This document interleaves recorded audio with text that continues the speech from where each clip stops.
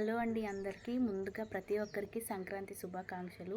ఈరోజు వీడియోలో మునక్కాయ కర్రీ ఎలా చేయాలో చూసేద్దాం పదండి. చిన్న నిమ్మపండు సైజ్ అంతా చింతపండు తీసుకొని వాటర్లో నానబెట్టుకోండి. ఇప్పుడు 3 మీడియం సైజ్ ఆనియన్స్ని ఈ విధంగా కట్ చేసి పెట్టుకోవాలి. అదేవిధంగా ఒక టమాటోను కూడా కట్ చేసి పెట్టుకొని 2 పెద్ద మునక్కాయల్ని అలా కట్ చేసి పెట్టుకున్న తర్వాత ఇప్పుడు ఎందులో అయితే మనం కర్రీ చేయాలో అందులో ఒక 2 టేబుల్ స్పూన్లు ఆయిల్ వేసి మనం మినప్పప్పు, ఆవాలు, జీరా ఇవన్నీ వేసుకోవాలి. పోపు దినుసులన్నీ వేసుకొని కొంచెం అవి వేగనివ్వాలన్నమాట. కలర్ చేంజ్ అయ్యి కొంచెం చిటపటలాడే వరకు ఆయిల్లో మనం లైట్గా ఫ్రై చేసుకోవాలి. అందులోనే మనం కరివేపాకు, కొత్తిమీర కూడా యాడ్ చేసుకోవాలి. సేమ్ ప్రాసెస్ అండి, మనం ఏ వెజిటేబుల్తో అన్నా చేసుకోవచ్చు. ఇక్కడ మునక్కాయలు తీసుకొని చేస్తున్నాం కదా, మీరు వేరే ఏ వెజిటేబుల్తో అన్నా మునక్కాయని రీప్లేస్ చేసి ఇదే ప్రాసెస్ ఫాలో అయ్యారంటే టేస్టీ కర్రీస్ మీకు రెడీ అయిపోవడమే, ఇంకేం లేదు, చేంజెస్ ఏం చేసేవి లేవు. ఇవి వేగిన తర్వాత మనం కట్ చేసి పెట్టుకున్న ఆనియన్స్లో కొన్ని మాత్రమే యాడ్ చేస్తున్నాము. మిగిలినవి మనం కూరలోకి తర్వాత యాడ్ చేసుకుంటాం అన్నమాట. ఇక్కడ ఈ ఆనియన్స్ని కొంచెం కలర్ చేంజ్ అయ్యి మంచిగా మగ్గే వరకు ఇట్లా ఫ్రై చేసుకోవాలి. కలర్ చేంజ్ అయితే సరిపోతుంది, మరీ మాడకూడదు. కానీ ఇది స్లో ఫ్లేమ్లో చేసుకోవాలి, లేదంటే మాడిపోతాయి. ఇది ఒక్కటే టైం టేకింగ్ అనమాట. కొంచెం నిదానంగా ఆనియన్స్ని ఫ్రై చేసుకోండి. మీరు ఇంకా ఈ వీడియోకి లైక్ చేయకపోతే ప్లీజ్ లైక్ చేయండి. అదేవిధంగా సబ్స్క్రైబ్ చేసి పెట్టుకోండి. మన ఛానల్లో మిగతా చాలా రెసిపీస్ కూడా అప్లోడ్ చేసేస్తున్నాము. ఈ వీడియో చూసేసాక ఒకసారి వాటిని కూడా మీకు టైం ఉంటే చెక్ చేయండి. ఇక్కడ ప్రాసెస్లోకి వచ్చేస్తే మనం ఆనియన్స్ ఫ్రై అయిన తర్వాతే నెక్స్ట్ స్టెప్కి వెళ్తాం అన్నమాట. నేను అది ఫుల్గా రికార్డ్ చేసి ఇందులో పెట్టేశాను కాబట్టి మీకు లెంతీగా అనిపిస్తుండొచ్చు. మీరు ఇది ఓపిక్గా కొంచెం ఆనియన్స్ కలర్ చేంజ్ అయ్యే వరకు కలుపుకుంటే సరిపోతుంది. చూపిస్తాను, ఈ కలర్లోకి రావాలన్నమాట. ఈ కలర్లోకి వచ్చే వరకు మనం నిదానంగా కలుపుకోవాలి. చూసారా, కలర్ చేంజ్ అయింది కానీ మరీ మాడిపోలేదు. మీరు అలాగే వదిలేసి కలుపుకోకుండా ఉన్నారంటే మాడిపోతాయి. కాబట్టి ఈ స్టెప్ నేను కొంచెం జాగ్రత్తగా చేసుకోండి అని చెప్తున్నాను. మాడిపోకుండా నిదానంగా కలుపుకోవాలి. ఇలా వేగిపోయిన వాటిలో ఇంకా మనం ఇప్పుడు నెక్స్ట్ స్టెప్లో టమాటోస్ యాడ్ చేసుకుంటాం. మనం కట్ చేసి పెట్టుకున్న ఒక టమాటోని కూడా ఇందులోకి యాడ్ చేసేసుకొని నీట్గా మగ్గే వరకు మనం ఉడికించుకోవాలన్నమాట. కలుపుకుంటూ మనం టమాటోస్ వేసేసాక మనం లిడ్ క్లోజ్ చేసేసి మూత పెట్టేసి వదిలేసినా కానీ కుక్ అవుతాయి. ఈ విధంగా రావాలి. సాల్ట్ యాడ్ చేసేసాం మనం. కొంచెం కుక్ అయిన తర్వాత మనం నెక్స్ట్ ఇందులోకే మునక్కాయలు యాడ్ చేసుకోవాలి. ఇక్కడ నేను తీసుకుంది ఈ సైజువి ఒక 2 మునక్కాయలు తీసుకొని ఇలా కట్ చేసి పెట్టుకున్నాం అనమాట.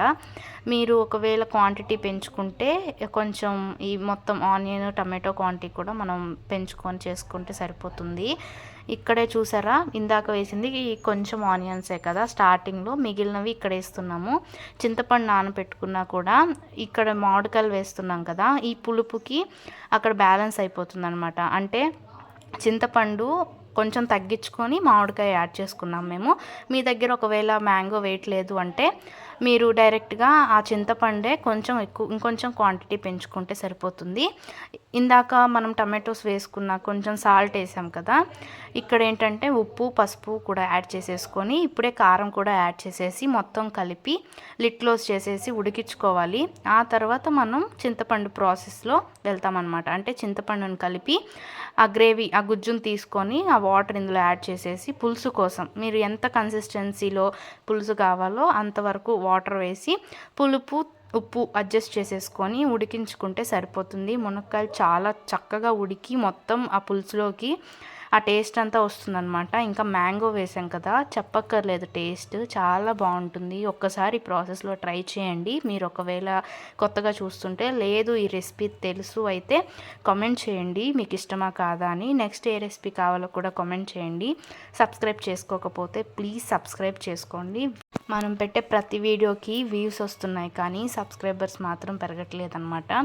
చూసి మీకు వీడియో నచ్చితే ఖచ్చితంగా సబ్స్క్రైబ్ చేసుకోండి. ప్లీజ్ సపోర్ట్ చేయండి.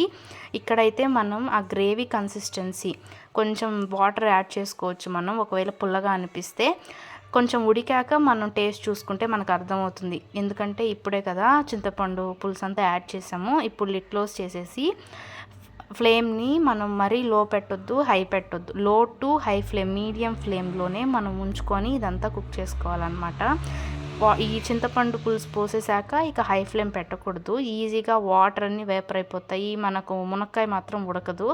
కాబట్టి చెప్తున్నాను, లో టు హై ఫ్లేమ్లో అంటే మనం మీడియం ఫ్లేమ్లో పెట్టుకొని మాత్రమే కుక్ చేసుకుంటే ఈ విధంగా బబుల్స్ వస్తాయి.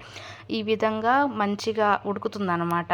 ఉడుకుతూ ఉన్న టైంలో మనకు అర్థమవుతుంది, చూసారా, మునక్కాయ పైన కొంచెం అంటే చివరన ఉబ్బింది. అలా కొంచెం లావుగా అయిందంటే మనకి మునక్కాయ కూడా ఆల్మోస్ట్ ఉడుకుతున్నట్టే.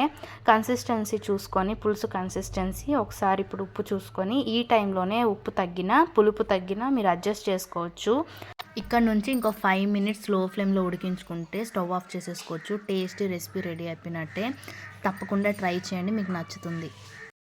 మీకు ఈ వీడియో నచ్చితే లైక్ చేయండి, సబ్స్క్రైబ్ చేయండి. మీకు ఏ రెసిపీ నెక్స్ట్ కావాలో కామెంట్ చేయండి. ఈ వీడియో ఎలా అనిపించిందో కూడా కామెంట్ చేయండి. నెక్స్ట్ వీడియోతో మళ్ళీ కలుద్దాం. Bye bye.